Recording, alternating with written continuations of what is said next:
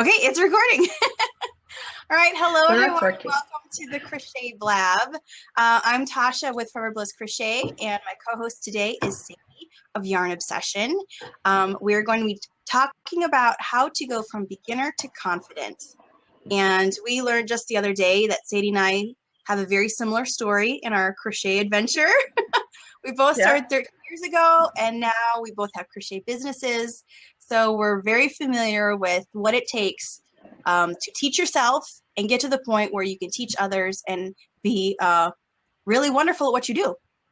So welcome, Sadie. Hi, thank you. It's good to be here with you again today. Yeah, this was fun. We just did a blab the other day. The replay is available over on my profile, and yeah, this will be good. Yeah. A little about Blab. There should be an area for you to make a comment, either on the side of the screen or below the video, depending on what device you're watching on. Feel free to make comments. We'll try and address any questions or concerns that you have. If it is a question, you can type /Q space and your question, and that'll be highlighted to let us know that it's something we definitely need to see. Yeah, there you go. She did it. So we each have just come up with 2 tips that we want to give you of how to go from beginner to confident. So Sadie, do you want to get us started? No, because I can't find my notes. Okay, well, you want to, your first one was counting, always counting. Oh, counting, yes. Yeah, so in order to, and I'm doing it right now, I'm working on a pattern, and even I have to count after 13 years of crocheting and doing countless patterns. Counting is so important when you're working on any pattern. Surely, of course, you don't have to count all the time, but some people don't. I find that it's really difficult for me to be doing a pattern, especially one that's really intricate, without the counting, because then I get totally discombobulated on where I am, where I'm supposed to be, where I gotta go. But if you count, if you keep a count, and if you keep it going in your head, then you will you'll feel more confident as you're going through, because every time you get to the right count, you're like, yes. You get to the next one, yes. You just kind of keep doing that, and that's kind of a reinforcer, or a kind of a what do they call it? A checkpoint at every stop or at every part that you're doing, to make you feel confident in what you're doing going forward, and keep going forward. Now, if you're doing it right and the pattern is wrong, that's their problem, not yours. So you also have to think about that, because it does happen. It does happen. Yeah. It does. So you have to be, you have to consider that you are doing what you're supposed to be doing, and that maybe you also have to think for the designer sometimes. I know that I'm very guilty of it. I may write a pattern, and because I have so many things that I've already gotten in my head, I think that I wrote them, or I think that I put them in the pattern. I didn't. And so now the other person has to think for me and put in the little things that I forgot, which can be really frustrating, I know. So I'm kind of working on that, but sometimes, we're all human. We kind of miss things, but definitely counting and as you go, and making sure that you have your checkpoints, is a great way to make yourself more confident in what you're doing. Agreed. Yeah, that's a wonderful tip. You're right. When you count and you have the right number of stitches, your confidence soars. You're like, I actually accomplished something, even if it's just a very simple row of single crochets. I got it. I got it. Yeah, absolutely. Told me to do. Woohoo! Yeah, absolutely right. My first suggestion was to study your stitches while you're actually making them. Study them to learn the anatomy of the stitches and how they all get created based on all the yarn overs and all the little steps that we do. Especially if you're doing something where it's all doubles or all singles, you get to the point where making the stitch is just second nature. You're not having to talk yourself through it and remind yourself of the steps. Once you get to that point where you're kind of like on autopilot, then study what you're doing. Watch how those stitches are actually being developed and how they relate to the stitches around them. And your mind will really understand how this fabric is forming. So when you make a mistake or something goes wrong, or you're showing someone else how to do something, the understanding that you have in your own mind is really solid, and you feel confident that you can actually fix mistakes or make adjustments to the patterns. Like you said, you understand when a designer made a mistake in the printed pattern. So exactly. That's definitely something that helped me get to that confident level. Yeah. I think I'm going to change it up here a little bit, but something else that got me to the confident level was that I picked up a pattern once when I was really a beginner. I was maybe 6 months into crocheting, and I'd been doing a lot of baby blankets and a few baby sweaters and some booties and stuff, and I came across a pattern that I really liked, and it said intermediate. And I said, screw it, I'm gonna just try it anyway. It's like I'm thinking, I'm not intermediate, but I tried it, I did it, and I was like, I guess I am intermediate, so it's really kind of hard sometimes to just figure out for yourself when you cross that line of being intermediate, even being more seasoned, because you get to thinking the whole time that, oh, I'm a beginner. Just today, I saw someone write on my Facebook. They said, well, I'm pretty much a beginner. I've been crocheting for 2 years. I'm like, oh my gosh. I'm like, I think they might be a little bit further than that, but it's hard for us sometimes to just say, right. Mm-hmm. Exactly. I'm just gonna say, you know what? I'm gonna push myself to that next level. I'm gonna not only try intermediate patterns, I'm gonna call myself an intermediate crocheter and see what happens. Mm-hmm. Because really, sometimes it's just all a matter of what we believe we can do. Some people look at my patterns and they go, "Gosh, that's great. I could never do that." And I think to myself, you know what?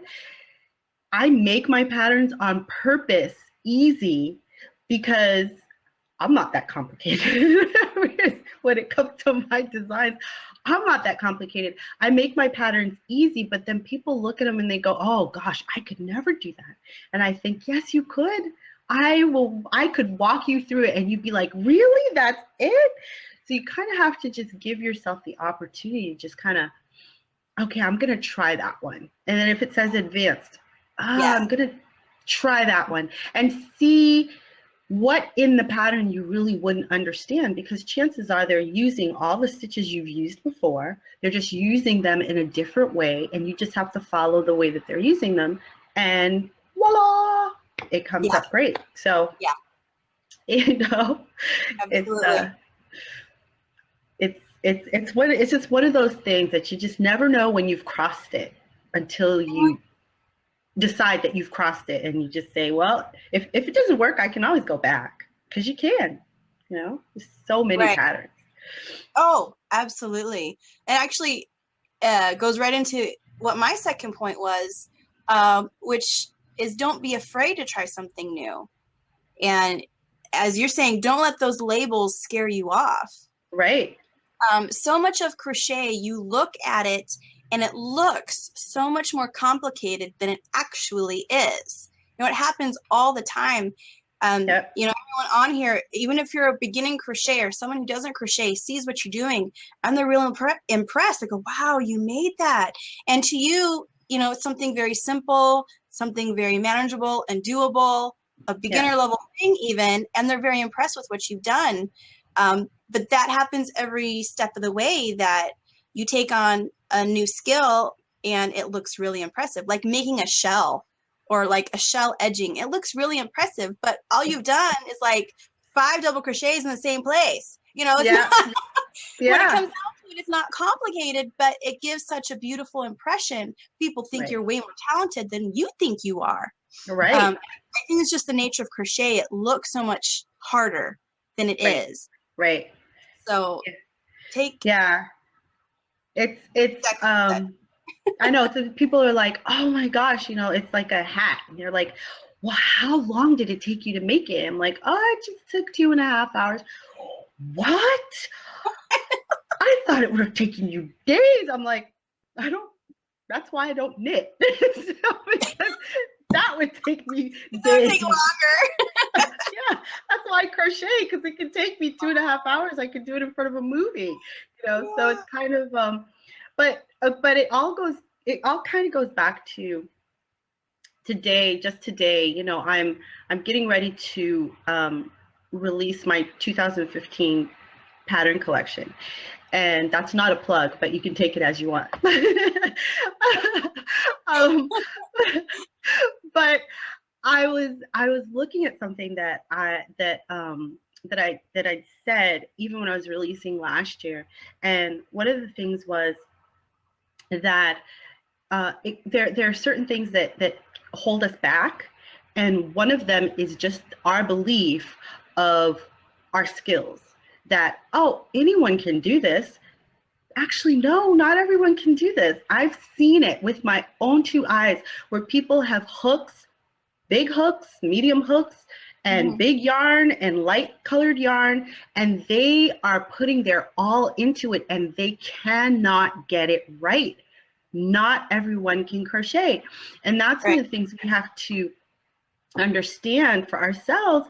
Because it comes so easy to us, doesn't mean that it's not worth anything. It is totally worth a lot more than we give it a chance to be, because not everyone can do it. It's the same with my cousin. He's in technology. He writes code and does all that stuff. And he's like, well, people could just do this and people could just do that. And I'm like, nobody has time to go figure out to just do this and to just do that. That's why you need to charge for your services. because the thing is that, you think that, oh, anybody can do this, so I'm going to make it everything free, or anybody can do this, so it's really not that valuable, so I'm going to just charge $3 for my hat. Anybody can do this, so I'm just going to charge $10 for my scarf. I'm sorry, but if they could do it, they wouldn't be looking at you saying, oh my gosh, that's great. Will you make me one? They would go out there, get a hook, get some yarn, and make it themselves. But no. So, that mindset is also something that you have to change in order to be able to move to confident, to knowing that what I do it's not something everyone can do. What I do is interesting. What I do is valuable. And I can get to master it. And once I do get to master it, whoa, hold me back. I mean, it's just, you're just going to go with however you can go with it, Do you find that to be the case, Tasha? I mean, oh yeah, I really appreciate you saying that, because we do have the impression that, well, anyone can do it. If I can do it, anyone can do it. And it's true that not everyone can. I've had my share of trying to teach people that honestly just can't. As much as they want to, whether it's their mind or their hands, the coordination is just, things do not click enough for them to be able to do it. And no amount of them wanting to is going to change some things that seem to stand in the way. My grandmother was one of those people. She wants to learn. She's tried, and it just doesn't click. And that's okay. It's not for everyone. I'm sure they can do something that I can't. So when we know how we have the skills to actually create this artwork, that we need to see ourselves as artists and value what we do, as art, as something special, creative, an expression of ourselves. And even if it's just a blanket of all double crochets, you knew how to make that stitch, you knew how to make the shape, you knew how to start to finish, to pair the right hook with the yarn or whatever it is, all those elements, you decided, you created it. And all the time that you put into it, going, oh my goodness, it's actually a rectangle with like straight sides. And, you know, it does take talent to do those things that you learn, you practice them, and then you create something beautiful. So, no, I appreciate what you're saying. And it plays into that confidence level of, I can do it. What I do is it's worthwhile. It has worth. I have worth in what I do. So just, I mean, you can drop all the labels. Don't even call yourself a beginner. I'm just a crocheter, and whatever you know, and you just try to continue to learn more things in today than you knew yesterday. You know? That's a good point. Yeah, that's a good point. Just drop the labels. Don't call yourself a beginner. Just say, hey, I crochet. You know, when people say, oh, well, how long? Well, I just started last week. That's okay. Well, look what I can do. Look what I did. You know, I made this scarf, or, you know, I made this square, or whatever it is that you make, you know. Definitely. So the other point that I had was to, it was about finishing, right? It was about weaving in your ends and that sort of thing. Yeah. Exactly. Once you get to beautiful finishing, I mean, it could be the most basic, single crochet, double crochet, triple crochet, I don't care. But once you get to knowing how to put an edge around it and make that finishing just look just so, you'll notice how excited you will be and how excited other people will be just to see your work, because it will look so much more professional. Mm-hmm. You know, I think we were starting to talk last week about, not last week, 2 days ago. That's how long my week seems. 2 days ago, about using the standing double crochet, or using, you know, without the chaining, so that it makes it look even more professional and beautiful. Beautiful edging, beautiful finishing, makes your work complete. Even if you think it's the most basic of things, it may be, but once you really get to putting that kind of detail and that kind of work into what you do, you're gonna it's really gonna make you feel like, you know what, I can do that. You know, that looks great. I can do that, and just go for it. And you're gonna find that you can do it, because you've got the knack for it. Absolutely. Good. Well, I hope all these tips have helped you to kind of take that next step, maybe not call yourself a beginner, or the courage to do, challenge yourself with a pattern that you've wanted to do, but have maybe been intimidated, to just not be afraid. Go ahead and try it. One thing that I did want to mention again, that was that you and I both have YouTube channels.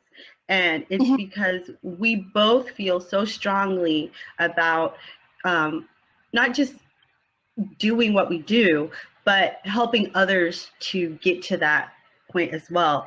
And, you know, making sure that we spread the gospel of crochet to far and wide. Yeah. But, you know, and I know that, and video, of course, and of course, this is why, you know, Tashia and I are doing the Blab, is because we feel that, you know, being in front of you, whether it be on the Blab talking to each other about this, or being in front of you in our houses in front of a camera talking to you specifically about whatever stitch or project or course that we're doing, is important, because it allows those who are visual learners, who are audio learners, to also be able to pick up and learn the craft because just because we use books doesn't mean, personally, I like the visual better myself. I had to use a book. I didn't really, I don't even know. Was YouTube around? It might have been around. It might have been a baby. I don't know. I don't until like 2005 or something like that. And that was just the beginning. So we had to learn from a book. There was no YouTube. Yeah. Yeah. But YouTube. There's been a number of times that I went to YouTube to find something to clarify, to learn how to do something like that. No turning chain double crochet. Well, I went to YouTube to find out how to do it. And that in itself is something that if you were to read the instructions on paper, you would be lost. Totally Confused. lost. Confused.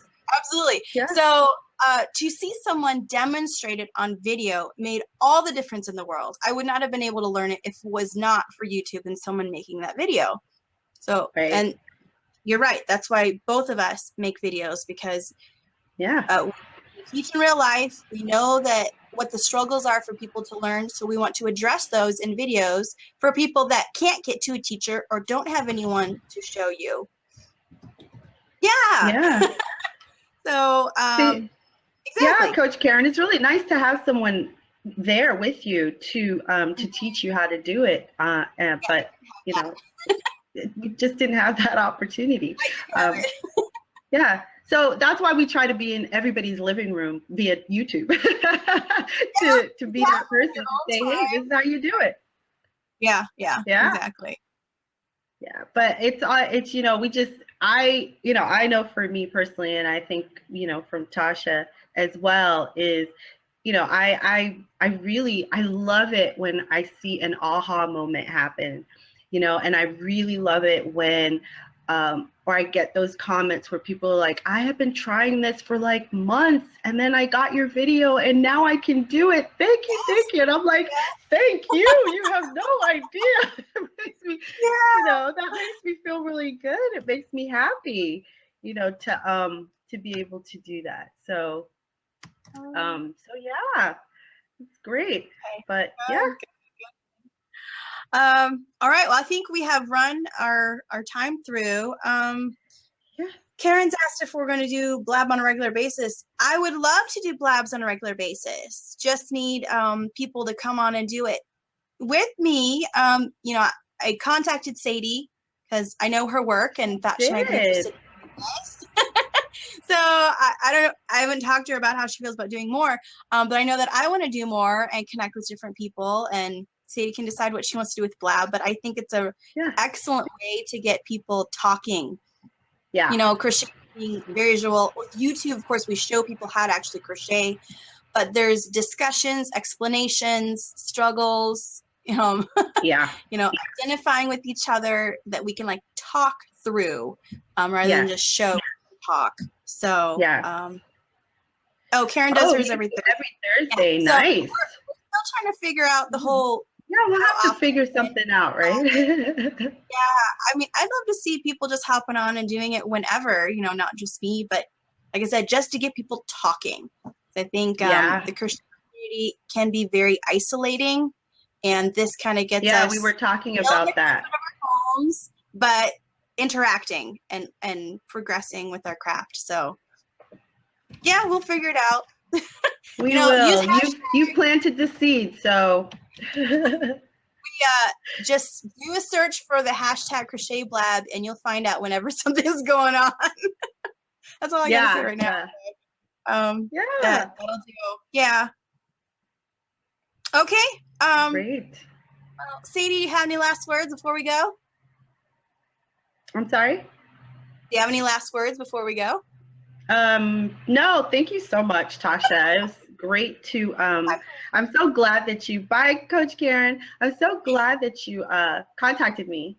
I'd heard of Blab, but I never even ventured to it yet. I hadn't ventured to it before you. So thanks a lot. And it's been fun. And yes, we will keep our dialogue going and see if we can't do any more. That would be a whole lot of fun, I think. Oh yeah. We have a lot of ideas, a lot of stuff to talk about. So yeah, just keep a lookout for the hashtag, and on my website, foreverblisscrochet.com, I do keep updates on scheduled blabs, and then the replays are on there if you want to see even what we did on Tuesday. Go to my profile, and today and Tuesday the replay will also be there. And yeah, like I said, hashtag Crochet Blab. You'll find out whenever things are going on in the future. Okay. Awesome. Yes. Have a great day. Thanks. You do the same. Bye.